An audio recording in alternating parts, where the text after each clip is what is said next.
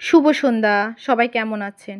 আজকে নিরামিষ রান্না করছি। এজন্য কাশ্মীরি রান্না করব। ময়দা নিয়ে নিয়েছি, লবণ, সয়াবিন তেল দিয়ে ডোটা তৈরি করে দিয়েছি।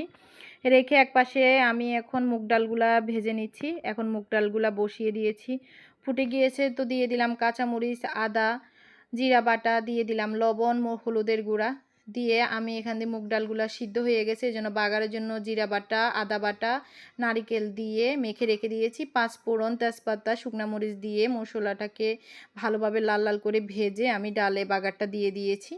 আমার ডালটা হয়ে গেছে, নামাবার আগে দিয়ে ধনিয়া পাতা দিয়ে দিয়েছি। এখন বরবটি, সিম দিয়ে নারকেল দিয়ে রান্না করব, এই জন্য বরবটি সিমটা দিয়ে কাঁচামরিচ দিয়ে দিয়েছি, আদা বাটা, জিরা বাটা দিয়ে এখন একটু লবণ দিয়ে দিলাম, পরিমাণ মতো দিয়ে দিলাম হলুদের গুঁড়া, নেড়ে চেড়ে এখন ঢেকে দেব। সিদ্ধ হয়ে যখন গিয়েছে তখন আমি দিয়ে দিলাম নারিকেলটা দিয়ে আস্তে জাল দিয়ে কিছুক্ষণ রান্না করে ধনিয়া পাতা দিয়ে নামিয়ে নিলাম। এখান দিয়ে আমার ডোটা ভালোভাবে সেট হয়ে গেছে। এখন ভালোভাবে ধুয়ে নিতে হবে। কাশ্মীরি রান্নাটা বড়ই ঝামেলার একটা রান্না।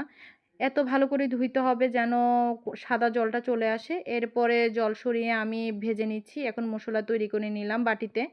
দিয়ে দিলাম জিরা বাটা, আদা বাটা, হলুদের গুঁড়া, লবণ, মরিচের গুঁড়া, একটু জল দিয়ে মশলাটা তৈরি করে একপাশে রেখে দিয়েছি। এখন ফোড়ন দিয়ে দিচ্ছি আমি, তেজপাতা, পাঁচফোড়ন দিয়ে আমি মশলাটাকে ভালোভাবে কষিয়ে নেব।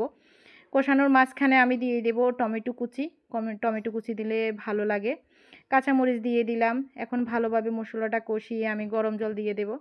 গরম জলটা দেওয়ার পর যখন ফুটে গিয়েছে, এখান দিয়ে বাসায় আলু ছিল না, আলু নিয়ে এসেছে। আলুগুলাকে লবণ হলুদ দিয়ে ভেজে আমি এখন ঝোলগুলা ফুটে গিয়েছে, ঝোলে দিয়ে দিলাম। আলু দিয়ে দিলাম, এবার দিয়ে দিলাম কাশ্মীরিগুলোও যেগুলা ভেজে রেখেছি। এখন হয়ে গেছে তো গরম মশলা আর আমি ধনিয়া পাতা দিয়ে নামিয়ে নিলাম। আজকে দুপুরে রান্না বান্না।